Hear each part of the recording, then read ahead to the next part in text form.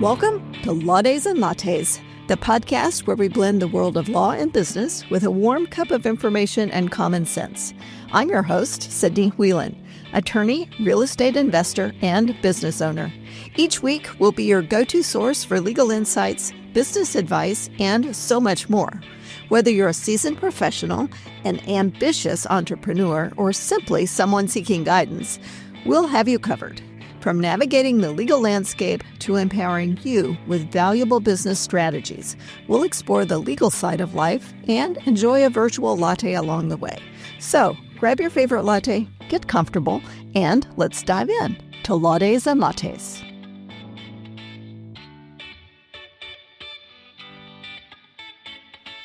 Welcome back to Law Days and Lattes, where we talk about life, law, business, and building something meaningful, one conversation at a time. I'm your host, Sydney Whelan, founder of the Whelan Law Firm, serving North Central Missouri businesses and families in 3 locations, Moberly, Carrollton, and Paris.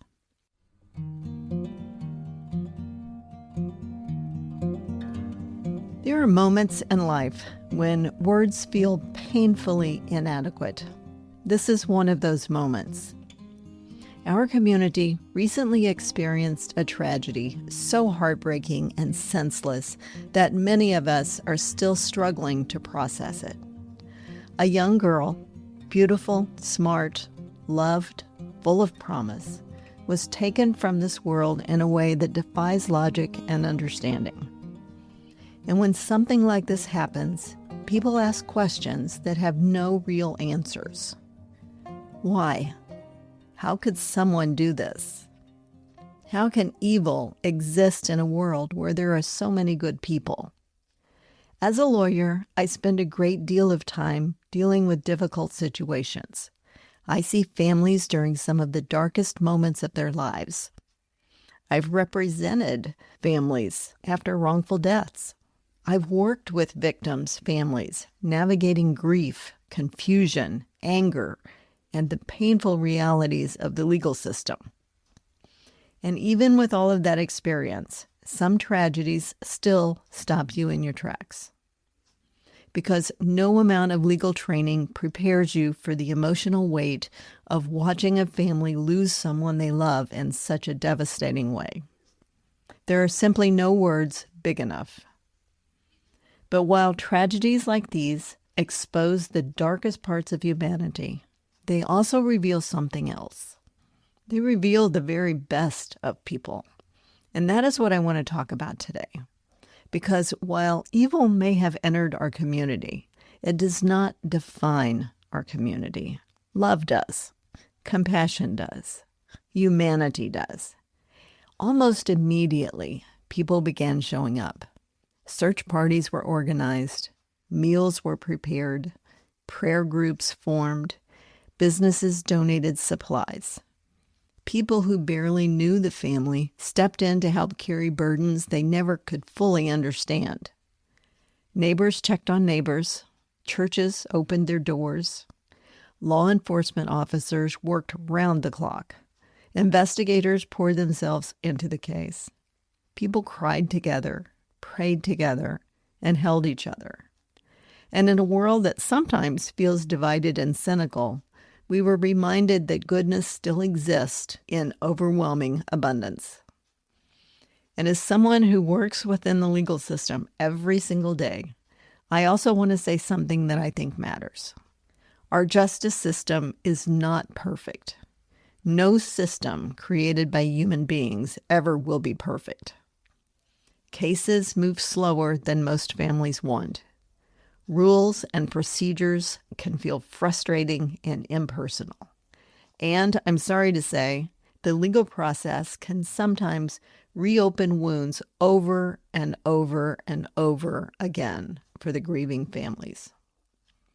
For people standing outside the process, it can feel difficult to understand why certain things happen the way they do. But I also know this. The people serving our community in law enforcement, in prosecution, and on the bench are people I know personally as well as professionally. I know their hearts. I know their integrity. I know the sleepless nights they endure, carrying the weight of these cases. I know the emotional burden they carry behind closed doors that the public rarely sees. And I can say with complete sincerity that I feel deeply grateful for the quality and character of the people serving this community. They are diligent, compassionate, and they care deeply about victims and the families. And they are committed to pursuing justice with professionalism, integrity, and humanity. That matters, especially in moments like this. One of the hardest things for families in these situations is the feeling of helplessness, the waiting, the uncertainty, the feeling that life keeps moving around them while their life has completely stopped. And while no legal process can erase grief, competent and compassionate guidance matters more than most people realize. Families need people who can help them understand the system, people who can explain what happens next, people who can protect their rights while also honoring their pain. And most of all, they need community, not just in the first few days after tragedy, when the headlines are fresh and emotions are high, but months later, years later, after the casseroles stop coming, after the vigils end, after the public attention fades. That is when grief often becomes loneliest.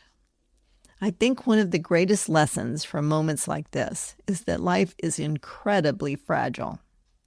None of us are promised tomorrow, and while that truth is painful, it's also clarifying. It reminds us to love harder, speak kinder, forgive sooner, and show up for people. Tell people we love them, and stop assuming we have unlimited time. This tragedy has shaken our community deeply, but it has also reminded us who we are. We are people who show up, people who carry one another through unimaginable pain, people who refuse to let darkness have the final word. And while we may never fully understand why terrible things happen, we can decide how we respond to them. With compassion, with faith, courage, and with community, and with the determination to keep choosing goodness anyway. Thank you for joining me for this episode of Laudes and Lattes. Please continue praying for everyone affected by this tragedy, the family, their friends, the first responders, investigators, law enforcement officers, and every person carrying grief from this loss. And if today's episode reminded you of someone who may be hurting, please check on them. Sometimes the smallest acts of kindness matter more than we know. Until next time, my friends, take care and God bless.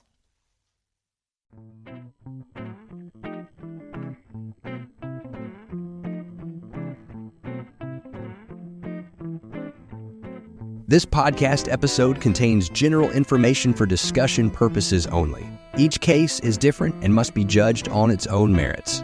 Missouri rules generally prohibit lawyers from advertising that they specialize in particular areas of the law. This show should not be construed to suggest such specialization. Nothing on this show should be taken as legal advice for any individual case or situation. This information is not intended to create an attorney-client relationship, and the listening or viewing of this podcast does not constitute an attorney-client relationship. The choice of a lawyer is an important decision and should not be based solely upon advertisements.